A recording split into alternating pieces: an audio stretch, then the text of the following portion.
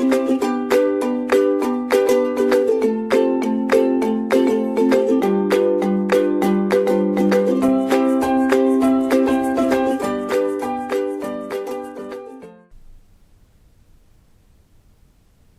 students, I am Vandana Gaur from GL Bajaj Institute of Management and Research, Greater Noida, working in the capacity of assistant professor.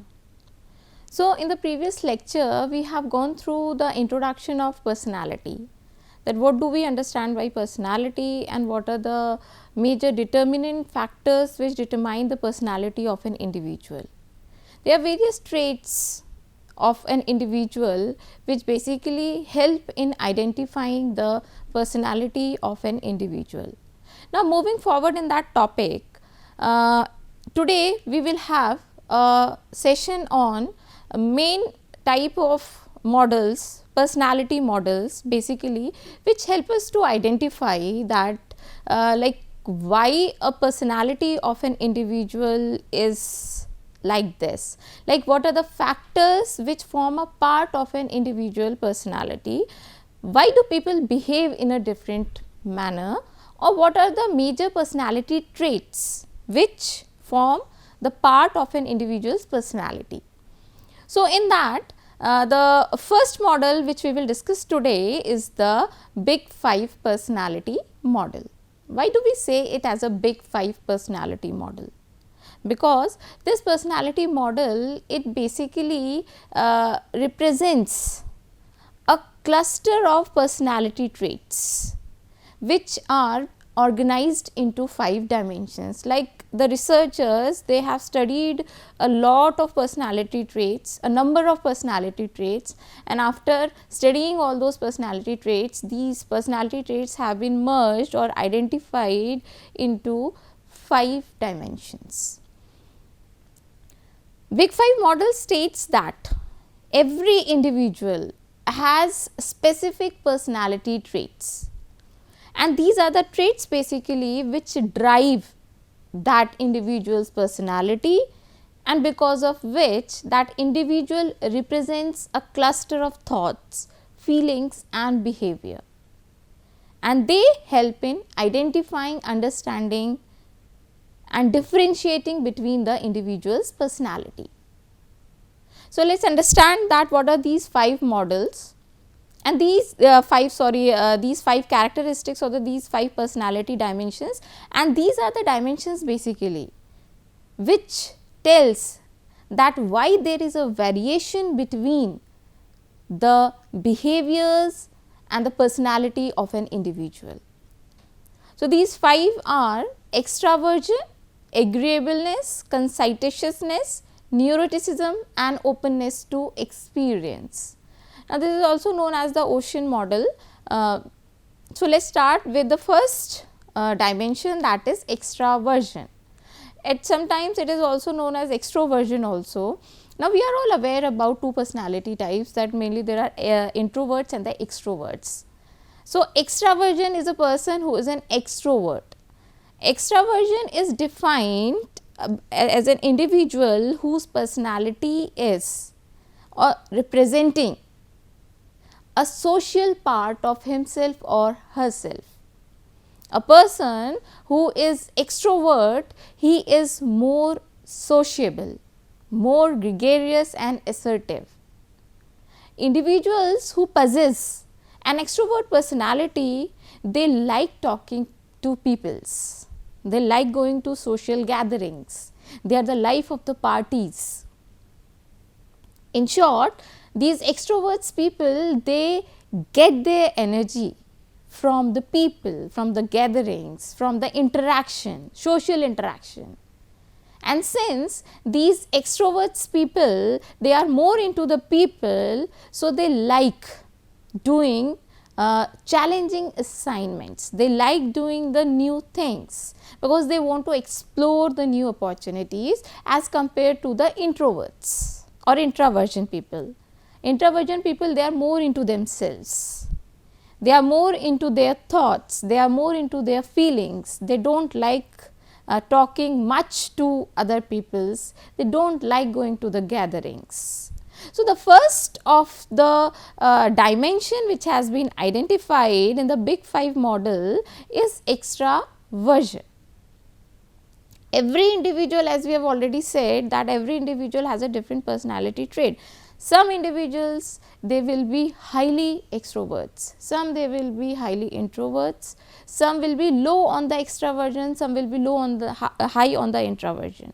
So, extraversion is the first personality dimension which plays an important role in shaping the personality of an individual as per the Big 5 personality model. Second comes agreeableness. Now, agreeableness is what? Agreeing to others. So, an individual who is quite good natured, who is cooperating, who is trusting, who likes helping people others, has a kind of personality called agreeableness. Now, the people who are high on dimension on agreeableness in an organization, these people, they work in team. The other people, their colleagues, they can depend on this particular individual who is high on agreeableness, because sometimes they even go out of the way to help their colleagues.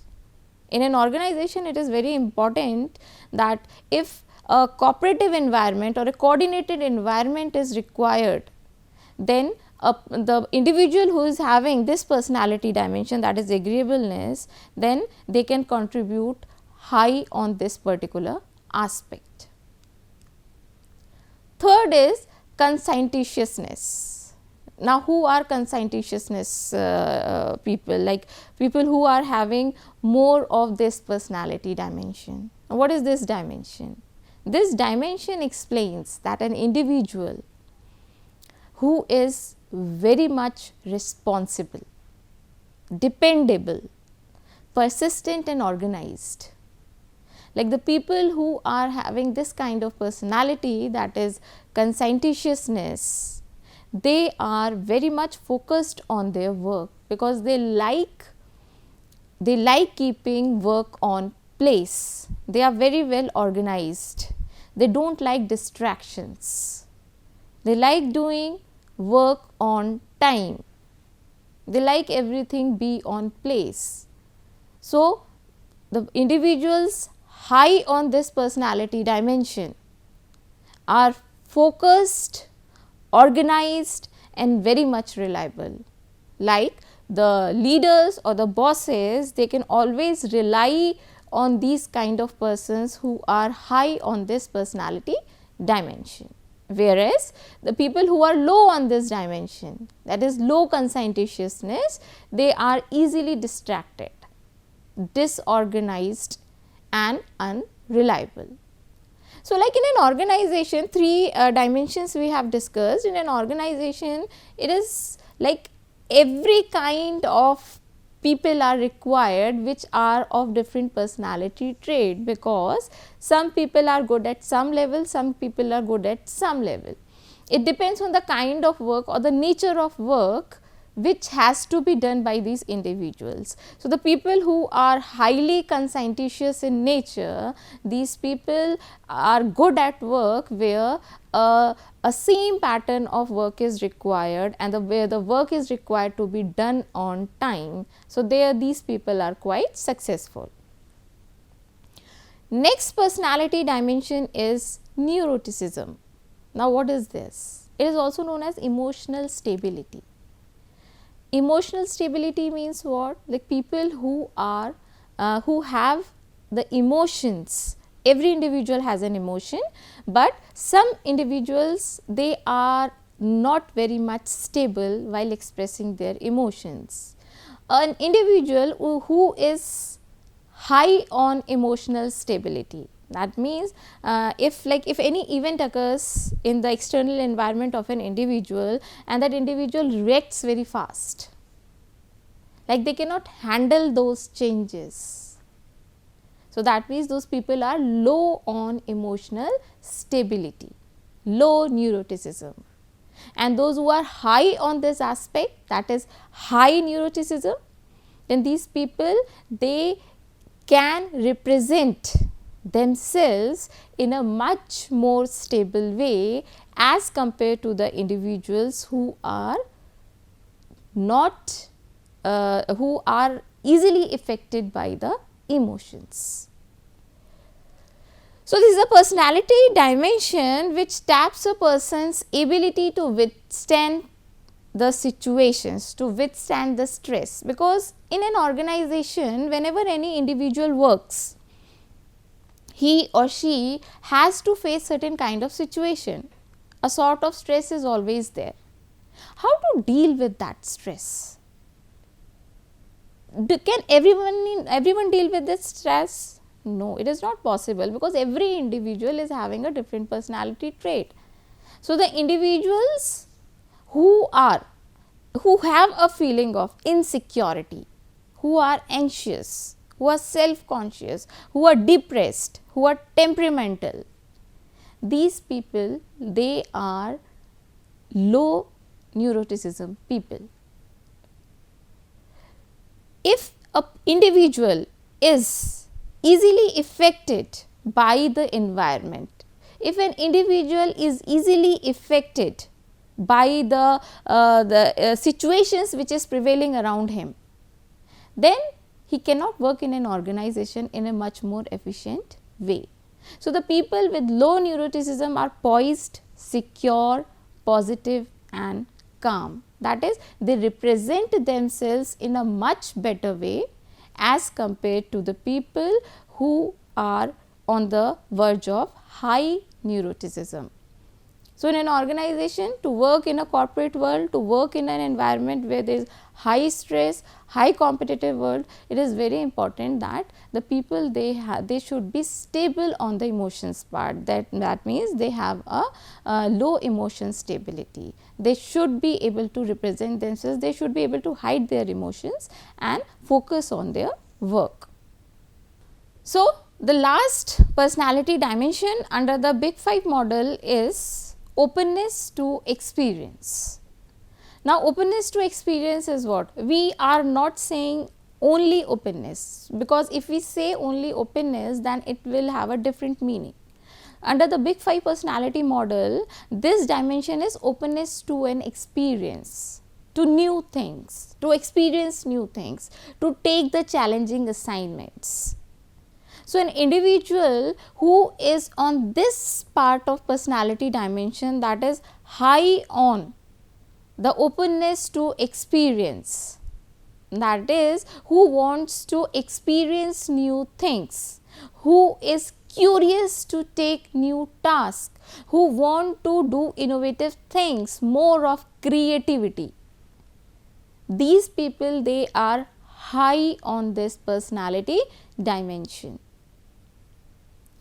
The people who are on this dimension, they tend to be more resistant to change, less open to new ideas and more conventional and fixed in their ways if they are low on this dimension. That means I am not open to any kind of experience. I do not want to experience new thing. I want to do only those things which are already pre-decided, which are already there in the structured way. So, that means this personality dimension or this particular individual is low on openness to experience. I do not want to experience new things. We do not want to experiment new things. Let things go in a way how it is. So, the people who are high on this dimension, these people are more on the skills like entrepreneurs have, who want to take risk, who want to experience new things, who like to take failures, who like to take success. So, these are the 5 dimensions of the Big 5 personality model. How this Big 5 personality model works, or how this Big 5 personality model contributes in identifying the personality of the individuals, and what effect does these personality traits on the performance of the individuals. These 5 personality traits, they form the part of the personality of an individual in some or the other way. Some are highly extrovert, some are highly introvert, some are more open to experience, some are less open to experience. So, this big 5 personality models, it helps in identifying the management to allocate the duties to the individuals according to their personality trait. It also helps in analyzing how the individual will perform in what kind of task. So, this is the big 5 personality model, which is an important model when we consider the personality types. The second model under this is the MBTI model, that is Myers-Briggs type indicator. Now, what is this MBTI model? This is again an important model in the personality, in organizational behavior. This MBTI model, it is basically a type of personality test, which basically included 100 questions, and based on that personality test, it is identified that it helps in analyzing that which individual contains what type of personality trait. So, it is a personality test which basically taps 4 characteristics and classifies people into 1 to 16 personality types. Now, what are those personality types, that we will understand further. It is an instrument designed to measure the elements of Jungian personality. So, there was a theory which is given by Carl Jung. Carl Jung, he said that personality the personality traits are mainly regarding the preferences regarding perceiving and judging the information. Now, based on that, he classified main 4 traits. This MBTI is one of the most widely used personality tests, where like if it is tried to make an attempt that counsel the students with respect to their career or in their work settings, if identification has to be done with respect to their personality traits, then this is the most widely used instrument, where the management, they try to identify the personality of an individual. Now, what are those traits? Those traits are, now when we say 4, then the first one is extrovert or introvert. Extrovert versus introvert, or you can say extrovert versus introvert, and it has been identified as E, capital E. Then we have, or if we are saying introvert, then it is identified as I. So, if for extrovert it is E, and for introvert it is I, E or I, E versus I. Then sensing or intuitive. Now, when we say sensing or intuitive, then it is S or N. Now, it is very important why I am denoting the words as E or I, S or N. This is because from these 4 types, 16 personality types have been identified, and these 16 personality types are denoted with these initials only. So, sensing or intuitive, S or N. Then we have thinking or feeling, T or F, and last is judging or perceiving, that is J or P. So, we will understand this model now. Now, as we can see over here, extraversion versus introversion, E versus I. Now, as we have already discussed, who are extroverts people? Extroverts are those who are quite talkative, focused, assertive, who like talking to people, who like going to gatherings, while introvert people are those people who are quiet, who are focused internally, who are abstract, that is, they do not represent much of themselves. So, E versus I. So, under this model, this MBTI model, which is based on the Carl Jung theory of personality, he has said that E or I is basically depend on the individual perception of regarding that from where that individual gets the energy. What is the source of energy? If we say extrovert or extraversion, these people, they get the energy from the outer world, from the outer people, whereas the introverts, they get the energy from within themselves. Extroverts, if somebody like when they go to some kind of gatherings, when they interact with new people, they compliment them, they get the energy from them. Introverts, they get the energy from their inner thoughts, inner feelings, their inner storming. So, that is the first aspect of the MBTI model, that is extraversion versus introversion. Second is sensing or intuitive. Now, sensing or intuitive, it is decided on the basis of perceiving information. Perceiving information means what? How do an individual take on the information? What is the tendency of an individual to take on the information, perceive the information? Now, for that, there can be two types or two ways, either sense through sensing or through judging. Now, when we say sensing, what does sensing means? Sensing is which is based on some concrete things, some realistic things, some practical things based on some logic,